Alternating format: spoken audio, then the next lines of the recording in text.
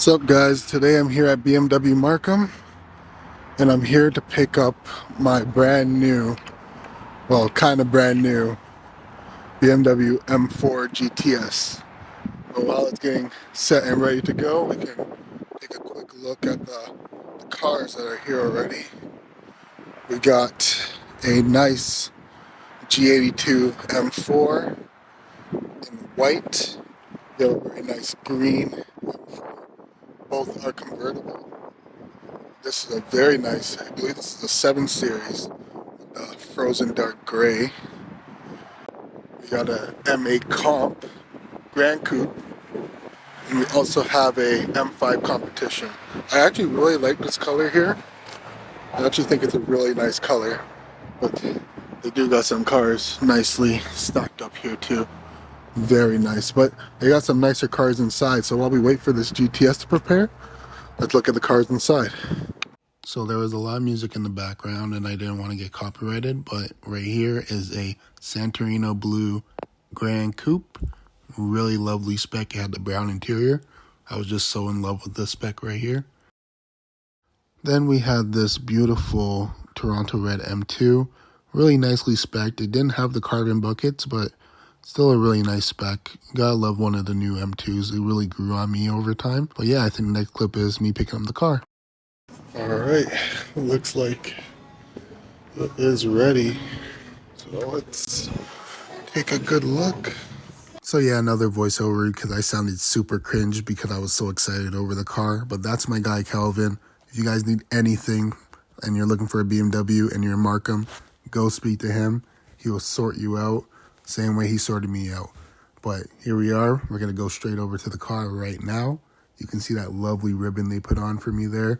But that is my 2016 M4 GTS in the frozen dark gray metallic, and it's honestly such a stunning car. Like, it's definitely one of them colors you have to see in person. And like I said before, I'm not trying to get copyrighted. So here is the GTS, and I'm basically talking about how it was PPF. Here I am going over to the wing. Very beautiful carbon fiber wing, I gotta say. Lovely. Then we're going to take a look here at the GTS wheels with them beautiful carbon ceramics. My favorite thing on all my BMWs are my floating center caps that I've been transferring over from car to car. My guy Calvin reminded me about them, so there you guys go. Little floating center caps for you right there. But yeah, basically this car was beautiful and I was super excited when I picked it up. So in the next clip, you're going to hear me talking more about the car, more of what it has and all that. Alright, so it's the second day now. Couldn't really record when I was at the dealership. It got really dark. So here is the 2016 M4 GTS in the frozen dark gray metallic. And basically here I am trying to show you guys the PPF for whatever reason, even though you cannot see it, but it's there. So yeah, here are the IND paint matched grills and the custom headlights with the acid orange accent. Beautiful. Then we have our adjustable front lip with the lip guards at the bottom. Really useful to have because, you know, this car is pretty low. So here I am going to show you guys how low the car actually is. It's just about a 2-finger gap, which isn't too bad. So it's not that low, but it is pretty low. It's still usable, and that's how I like it. So that's how it's going to be for a pretty long time. So here is the M Performance mirror caps and then the roll cage in the back. I think that is like the main selling point of the car is that big old orange roll cage in there. And here is the adjustable carbon fiber wing, and the reviews are correct. It is hard to see out the back, but it's something you can get used to.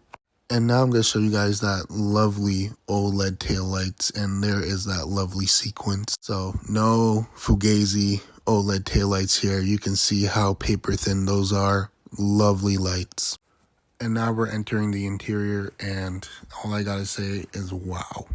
So right here, first thing you're gonna see are the M4 GTS IND floor mats and the paddle Haas paddle covers, which look amazing in the car.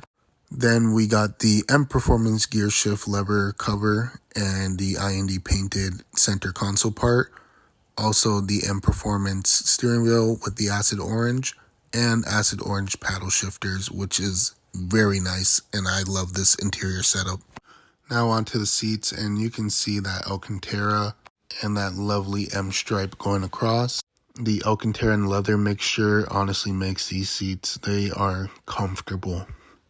And here's a quick shot of the cage, and gotta say, that is like the main thing for this car is that cage. But yeah, back to the seats. We are going to be changing out those badges because they are cracking and fading, and I think it's something that needs to be done, and it'll be a pretty good video to make.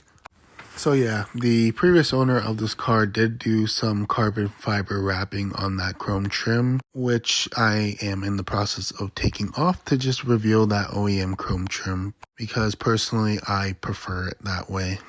And luckily this car is a late production model, so it has iDrive 5. So that means we're going to be able to code in Apple CarPlay, because I really need that Waze, and Apple CarPlay is an amazing feature to have. The other nice thing in this interior is that embroidered GTS in the dash. I gotta say that is such a lovely touch in this car. Something that was really interesting to me about this car was that it had the speed limit info in the heads-up display, which my 2019 car did not have, which was really surprising to me and pretty happy because now that's something I don't have to code in.